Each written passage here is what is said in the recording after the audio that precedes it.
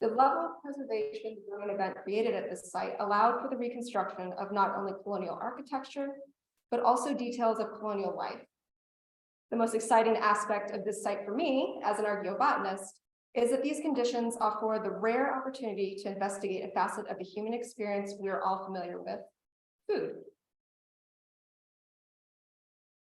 At its core, archaeobotany, or paleoethnobotany, is the study of how humans exploited or consumed plants in the past. Plant remains recovered from an archaeological context can tell us a lot about the people that once occupied a site. This type of data can tell us when and for how long a site was occupied using radiocarbon dating and seasonality analysis, reflect environmental and climatic factors that affected how people lived in the area, and most importantly for this research, help us understand shifts or stability in the identity of a site's occupants during cultural encounters. For those of us living in today's world with a wide diversity of cuisines and foods at our fingertips, we might only consider a meal within the context of nutritional value, convenience, and food preferences. These are, of course, important factors influencing what we eat and when. However, whether or not you are conscious of the why behind your choosing to eat something, your food choices are intimately tied to the cultural history of, and your personal experiences with, meals and ingredients that make you who you are. As will be demonstrated in this presentation, Plymouth Colony and others in the New World were actively making food choices that either confirmed or affected their Englishness. When approaching this site for my thesis, my goal was to answer the following questions. What can these plant remains tell us about food flexibility exercised by the English colonists? Is there evidence of the English adhering to their traditional practices and foodways? And how and when did maize become the staple crop of the colonies? The first period of settlement in New England was one of dynamic change and upheaval in the region. From the early days of exploration to the establishment of Plymouth Colony in 1620 and afterward, English and Indigenous peoples encountered a multitude of challenges involved in the creation of the colonial experience.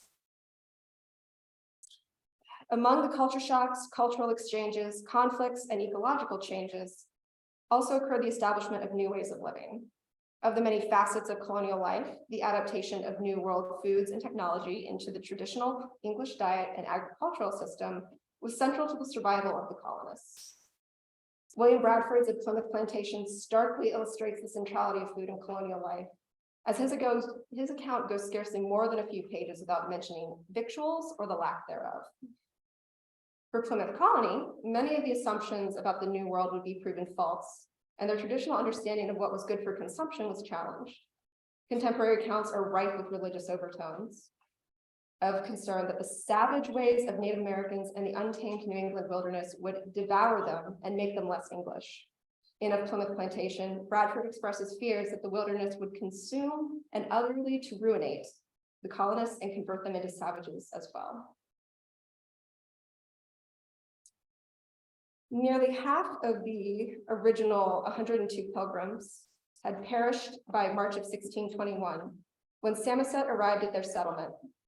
Through Samoset, the pilgrims were able to mediate peace with the Wampanoags, and Tisquantum, or as we know him, Squanto, was sent to them and became one of the most important early Native advisors to teach the pilgrims their agricultural techniques and subsistence strategies.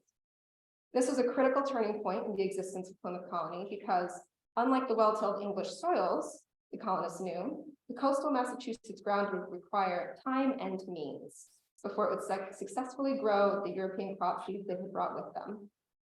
Without traditional English farming equipment, such as plows and oxen, as well as a lack of understanding the New England seasons and colder climate, their peas and wheat would continue to come to no good. Tisquantum and other Wampanoag advisors taught them how to sow maize, beans, and squash in mounds, with river herring as fertilizer in the fallow fields near their settlement. These fields had once been cultivated by Tisquantum's village, Patuxet, before they were decimated years prior by an epidemic. The colonists were also taught the seasonal cycles of their new home and instructed to plant when the leaves of the white oak tree are as big as the ear of a mouse. These basic indigenous techniques were incorporated into the seasonal rituals of English yeoman agriculture and replicated throughout the colonies. This adaptation of indigenous strategies by Plymouth and other New England colonies allowed for the realization of the solid sufficiency of food that they sought, in spite of stress put on their food supply by multiple arrivals of new colonists or particulars. These groups were often comprised of lusty men who did not adhere to the puritanical vision of a cooperative community and offered little in return to Plymouth Colony, except for extra mouths to feed. This added pressure to Plymouth's food supply led Bradford to allow disgruntled families to cultivate food for themselves on personal allotments of land, instead of for the common kettle on shared land. This action, coupled with the realization that outside of the constrained political and religious boundary of Plymouth, laid rich marshlands teeming with natural resources and more fertile soil, opened the door for expansion and the subsequent establishment of satellite communities in the area. Initially, land was granted to select colonists with the stipulation that they return to Plymouth during the winter in an attempt to hold on to their original vision of a communal and cohesive society. Marshfield became one of the first of these satellite communities and was first settled around 1630. By 1636, however, the original condition requiring the return of families in the winter was abandoned, and the following year, the colony granted a number of 100-acre land parcels in land grants in the area of Greens Harbor. This included Marshfield Neck, and among other families to inhabit the neck was the old comer, Governor Edward Winslow, Thomas Bourne and his wife Elizabeth, and eventually Robert Waterman, who married their daughter Elizabeth. Robert Waterman was a yeoman from Norwich, England, and was living in Salem, Massachusetts Bay Colony by 1636. Through his marriage to Elizabeth Bourne, he became related to some of the most influential old comer families of Plymouth Colony, including the Winslows and the Bradfords. For young Robert, marrying into the Bourne family would have been a great boon, and not only offered him social connections, but also allowed him to own land. By the time Robert and Elizabeth were married, the house excavated by AHS Inc. was most likely would have already been constructed on the land gifted to him by his father-in-law, Thomas Bourne. The couple had 4 sons, and the family was engaged in a variety of agricultural and maritime activities. Robert Waterman's life as a yeoman and his adherence to traditional English agricultural practices is reflected in his probate from 1653. It lists the family as raising livestock, including pigs, cows, and chickens, and as cultivating crops, including wheat, Indian corn or maize, and barley. His probate also reveals his household was in keeping with practices of the time by producing cheese, butter, and beer. In spite of becoming involved in several legal disputes during his time in Marshfield, Robert was a freeman and served the community as a highway surveyor, raider, or tax assessor, on a committee to establish trade with Native Americans, and in multiple elected positions, including as one of Marshfield's 2 grand jurymen and a representative to the colony's general court in Plymouth. He helped construct a house for Marshfield's first permanent minister, and was one of the citizens who donated money to hire the first school teacher there.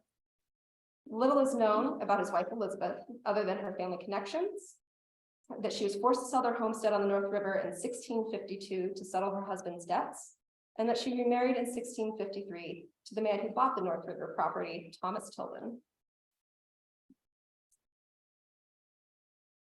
The excavation of the Waterman House site was a massive endeavor, and by the end of the project, 132 square meter units had been dug and over 16,000 artifacts recovered. 63 features were identified during the data recovery program, with 398.94 liters of soil, which is a lot of soil, if you don't know, taken for the purpose of water flotation. Water flotation allows for the recovery of artifacts, faunal remains, and plant remains too small to be recovered through on-site dry screening. Analysis of the recovered artifacts reflected the activities of a traditional colonial yeoman household, as well as material culture evidence like native pottery sherds and copper trade beads exchanged during Native European interactions. Through AHS Inc.'s detailed archaeological recording of the house site's cultural features, it has been interpreted as a small earth-fast house. This most likely served as a starter home for the family. The cultural features identified within the home's walls include a sunken hearth, small cellar, and subfloor storage pit. Similar subfloor storage pits associated with excavated 18th century house sites in New England, such as the Sprague House in Connecticut, have been attributed to vegetable storage, especially root vegetables. The southern wall and the entrance of the home located along the eastern wall were palisaded. And on this slide, the top photo is of the cellar, and then the bottom photo is of the hearth. And then the illustration is conjectural reconstruction of the Waterman House, courtesy of Meg Harper and Ross Harper.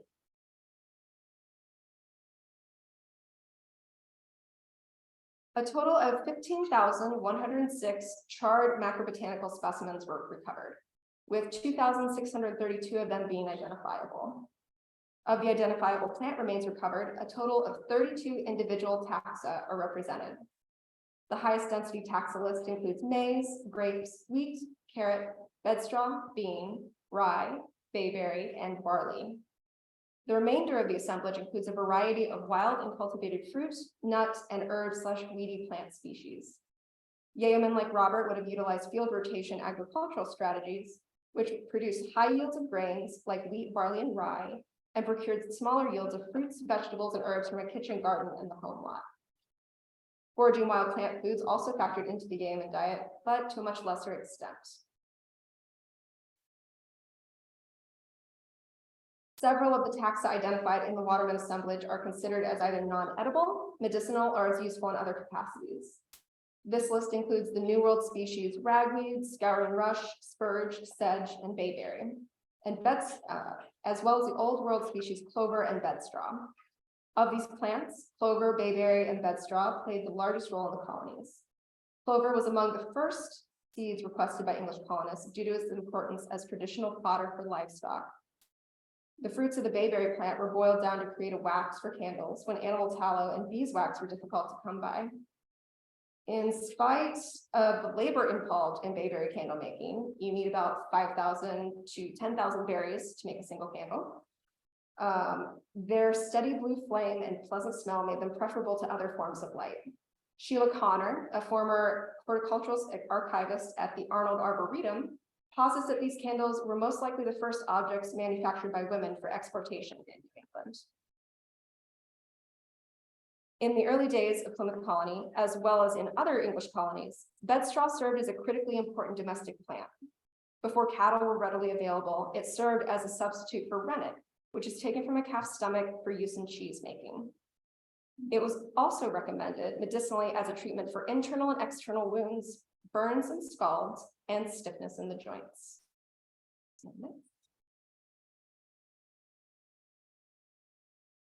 Plants recovered through foraging practices traditionally made up the smallest portion of the Yeoman diet. And this is reflected in the Waterman assemblage, with this category making up 3% of the overall assemblage in raw counts. This category includes black cherry, fox grape, and other wild grape, huckleberry, goosefoot, blueberry, acorn, and hickory. Hickory and acorns are among the wild plants harvested by the Waterman family and other English colonists. This taxa group accounts for 1% of the entire assemblage, but the presence of these fragments vividly illustrates the depth of the colonial diet, as well as levels of indigenous European interaction. In England, acorns were most often deemed fit only for livestock or as a famine food on its own or for use in stretching grain stores. In New England, they had been consumed by Native Americans for thousands of years before colonization. Early accounts written by colonists such as Roger Williams and Edward Winslow discuss observing the nut being consumed or having been served acorns when interacting with Native people. John Jocelyn, an early English visitor to the region after settlement, described the oil natives made from white oak acorns as excellent, clear, and sweet. Acorns were also some of the first New World food to be encountered by Plymouth Colony when they arrived, alongside baskets of dried maize, which they found in an abandoned native dwelling, as noted by Edward Winslow in Worth's Relation. Hickory nuts were originally identified by contemporary European visitors and colonists as a type of walnut. William Wood described them in his 1634 account as something smaller, but nothing inferior in sweetness and goodness to the English nut, having no bitter pill.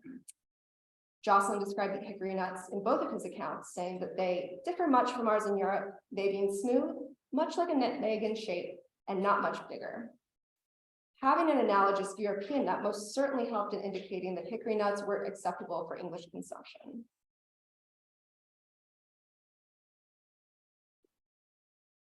The forage fruits represented in the assemblage were readily noted in the accounts of early explorers and colonists as well. In particular, the wild grapes Europeans encountered as they explored the coast of their new home were given special attention. These vines were noted as growing rampant throughout the region. The English hoped to turn them into wine that could possibly rival that of the beverage produced by France and Spain vineyards. However, they soon found that these New World grapes were not well suited for this purpose due to insufficient sugar content, and they turned their attention to cultivating European grape varieties. Colonists did not discriminate in their winemaking efforts, though, and often included the cherries, huckleberries, strawberries, and blueberries they encountered in their New World wine recipes. Turning again to the accounts of men such as John Porey, Wood, Williams, Winslow, and Jocelyn, all of them made sure to note the abundance of wild fruits. The wide diversity of fruits and berries noted in these accounts bolstered the European view of the New England wilderness as a veritable land of plenty. In most cases, these fruits were noted as not inferior to their associated European species, or in some cases superior. Okay.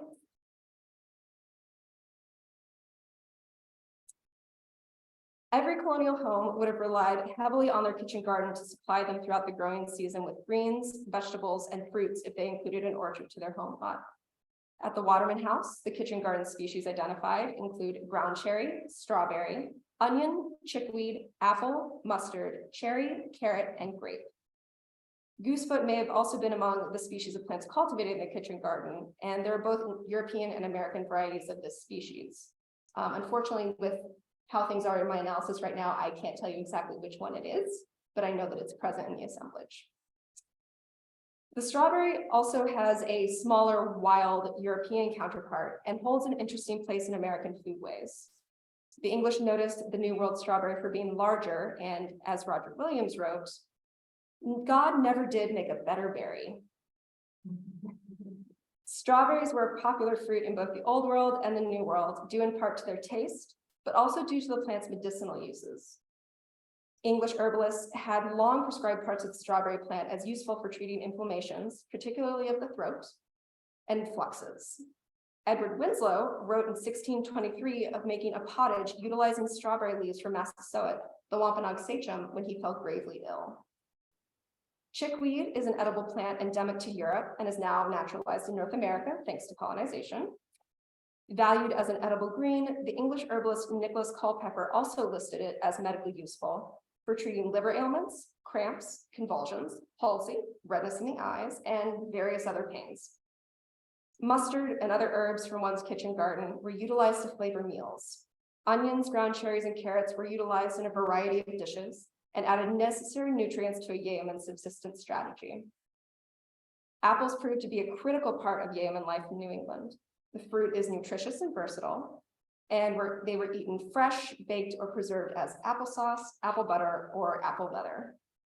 They were also used to flavor pottages or stews at times. But of all the colonial uses of apple, hard cider was that made the largest impact. As soon as their orchards began to bear a solid sufficiency of fruit, apples were gathered, processed, and barreled as cider by the men of the family. These orchards required less labor than the sowing and harvesting of the grains used in beer making, and a family's entire year's worth of cider could be made in the span of a fall season.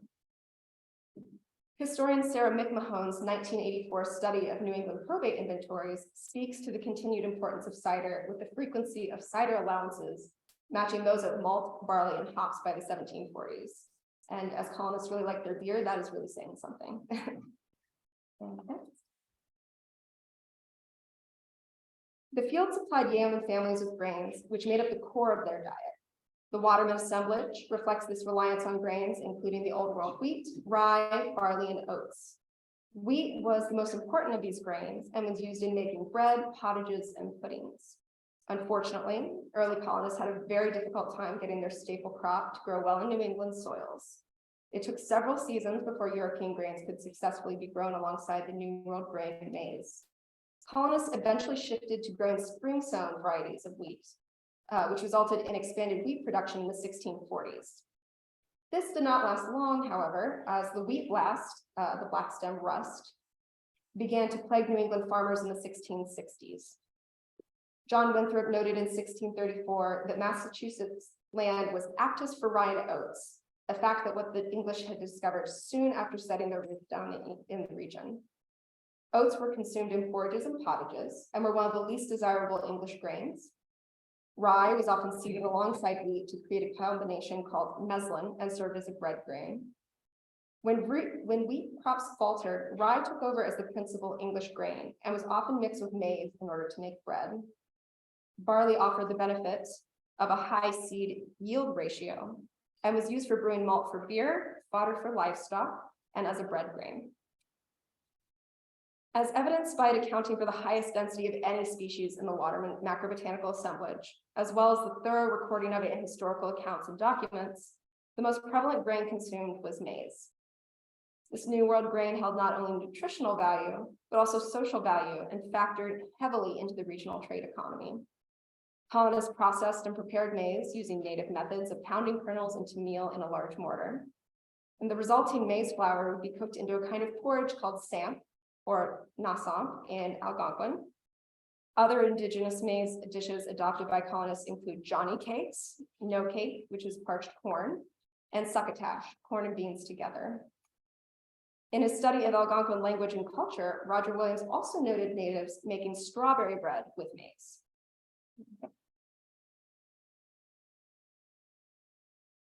While conducting research for how to categorize the present taxa, it became clear that several of them did not fit neatly into only one category.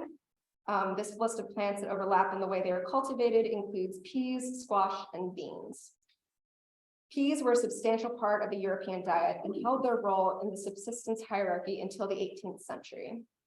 This legume is filling and nutritious and extremely versatile, as it preserved easily and required little processing. In fact, the winter supply of vegetables in 17th century households consisted almost entirely of dried peas. Like maize, squash, and beans were introduced to English long before Plymouth Colony arrived in the New World. The first European image of a squash variety is from a French prayer book illustrated by Jean Bourdichon between 1503 and 1508. Beans from the New World were described in important 16th and 17th century herbals, and they were quickly assimilated into the English diet in the Old World as well as in New England. Squash was eaten fresh, boiled, and often preserved by being hung to dry in windows or barns. Both the seeds and rinds of squash were recovered from the Waterman site, so it is possible that the colonists and / the Waterman family were doing this in the home when the house burned.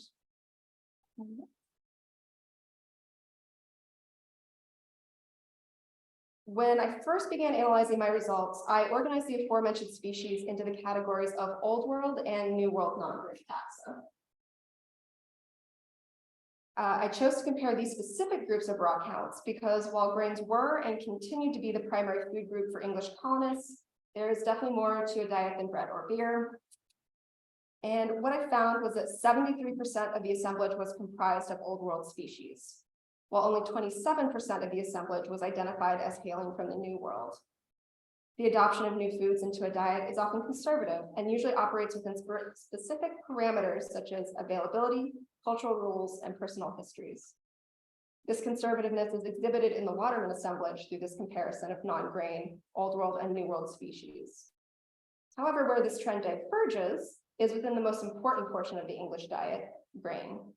When all species are taken into account, 83% of the assemblage was identified as New World. And this is large part and due to the fact that 79% of the overall assemblage was identified as maize. And that's that lovely illustration from 1503 to 1508, which I think is just really cool. The results of this analysis illustrate substantial changes to the English diet and plant use in the context of colonial New England. Seasonality plays a large role in the interpretation of this assemblage, considering high counts of grape and maize remains indicate the house burned sometime in the early fall or late summer. However, the Watermans were a family of relatively comfortable means living in Marshfield Neck during a time of unprecedented productivity and security for Plymouth Colony, and the presence of taxes such as acorn and hickory nut shell fragments belies a certain amount of food insecurity during this period. In spite of these possible food insecurity indicators, the diversity of present taxa at the site reflects that the Watermans were still able to exercise agency over which plants they chose to exploit or consume. Many of these New World plants that were blended into traditional English meals or substituted for Old World ingredients could have been identified as good to eat due to the similarities between them and their European botanical cousins, as well as through the many positive interactions they had with indigenous people.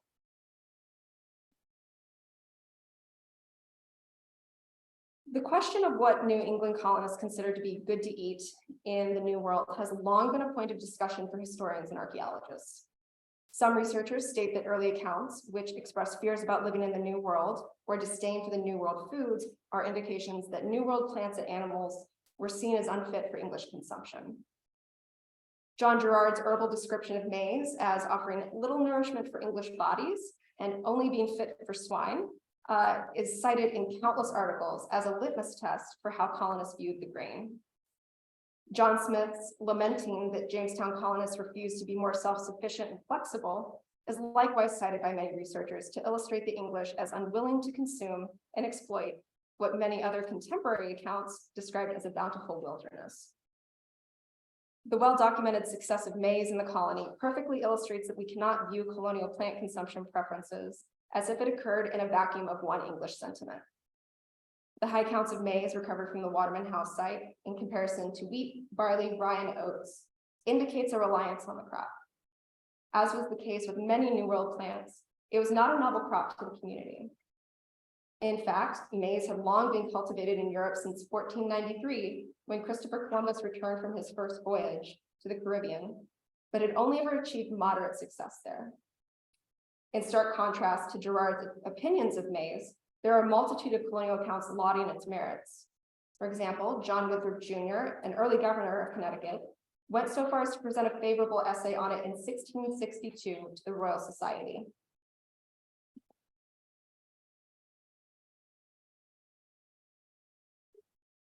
It's a little ahead.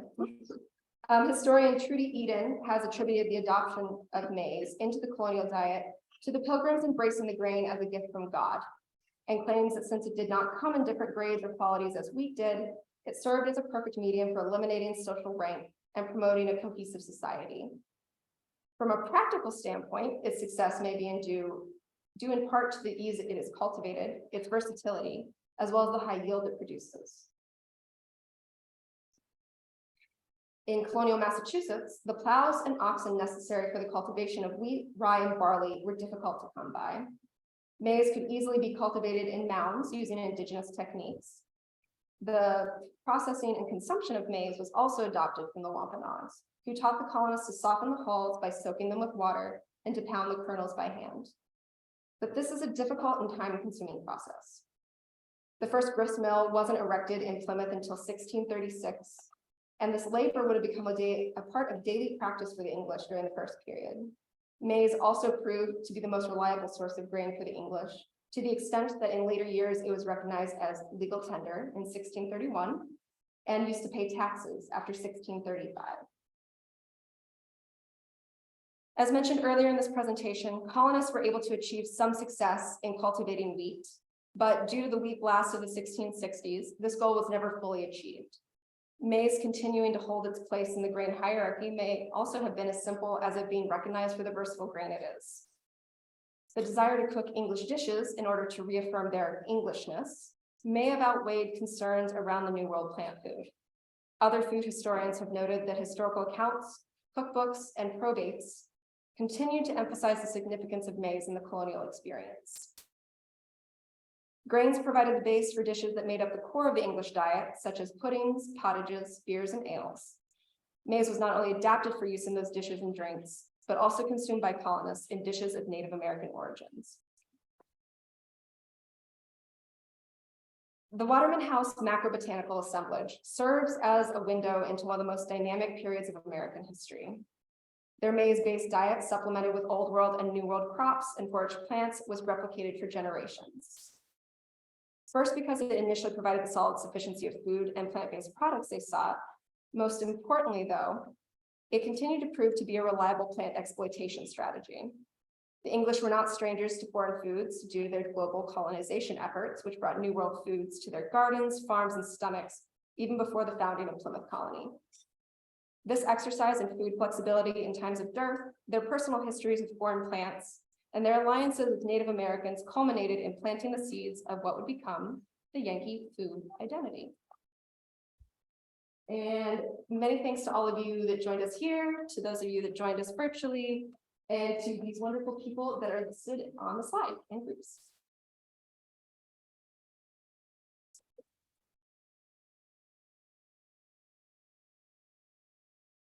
And if anybody has any questions, I'd be happy to do my best to answer them. Including anyone who online has questions, I'll read it off to her. Just put it in the chat. The evidence of adoption of companion planting, such as like with the three sisters, with the corn, beans, and the squash. Did you see any kind of patterns in what you discovered for in the various areas? So in the analysis that I've completed, I have not actually considered thinking about trying to find those patterns. It was just in my head sort of believed that was probably what was happening, but you've given me a little bit to think about, and now I kind of wonder if I could find those patterns. You know, to really be able to answer that question, what would be wonderful is if I'd had some planting hole features to really see what got mixed and, you know, what worked and what didn't. But I just got the seeds, but thank you. Yes. I understand your emphasis of what you were looking at. Was someone else finding bones and venison and fish? Yeah, so I am not completely aware of what we had in our faunal assemblage. I know that it was in a little bit worse shape than what the botanical assemblage was, but I believe we were able to sort of figure out some of the species, but unfortunately I don't have that information. There is a really wonderful site that AHS. So they weren't. They were definitely not vegetarians. Absolutely not, no. But there is another wonderful site in Connecticut that AHS also dug up, and they were finding all kinds of wild animals that were being consumed, as well as some domestic animals. So I'm assuming it's sort of similar. How did you select this site for your research? Great question. So I've been working for AHS for a little while. Meg and Ross knew that I wanted to go to grad school. And they had this lovely site that somebody had done like a little bit of work with, but hadn't really done a whole full-scale analysis like this. And they're like, hey, you want to do this for your thesis? I'm like, hell yeah, I do. So it really just kind of lucked out that way. And did you have a question? Yeah, I was wondering, do you know why, or does anybody know why they have to start growing wheat over here? Is it climate that different from England? So it is partially a climatic issue. But the other thing that is the issue is English soils had been tilled and manured, et cetera, for generations upon generations.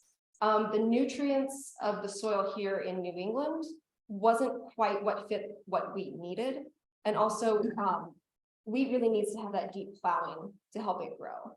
So some of it was an issue of nutrients in the soil. Some of it was an issue of how deep the soils were. Yeah, it was a lot of factors, and they just really had a rough time of it.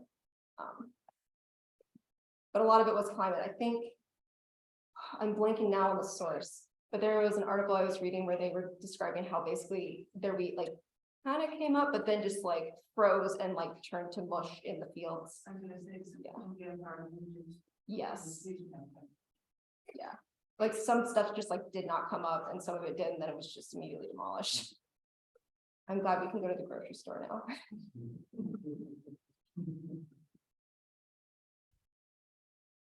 Any other questions online or otherwise? Yeah, of course, ask away. With the use of corn, I mean, as a human consumption rather than predominantly animal.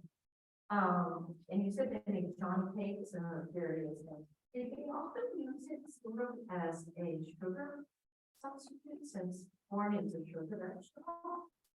Did they use it in some form of sweetening? Because at that point they didn't have to rely on sugar coming in. Not that I'm aware of. That I have thought about that a little bit, and I've not come across it in any of the articles or any of the historical documents I've revisited. So I can't answer that fully, unfortunately. Her question leads to a similar question about water. Mhm. It seems like the assumption is human consumption of corn. Mhm. And I'm wondering, I mean, later on, certainly it goes the other way where corn becomes more of a fodder, like in the 19th century, but here, early portions, I mean, the early days of colonization, do you see any evidence of fodder, it being used as a fodder, or is that really hard to discern because you're inside the structure as opposed to outside? So one of the most interesting aspects when I was analyzing this is I found one cupule total. What that tells me, and the cupule for anyone that doesn't know, is how it attaches to the cob. And I didn't find any cob fragments, I didn't find any stalk fragments. And what that tells me is that this was being processed and brought into the home for consumption for people. Now, if I found a lot of cobs or a lot of stalks, I think I'd probably tell you a different story. But from what my analysis tells me, I believe it's only for human consumption. So they probably left the cobs out for their animals in the barn, you know, things of that nature. Any other questions? Well, thank you. I'm sorry. Thank you, everyone. Thank you.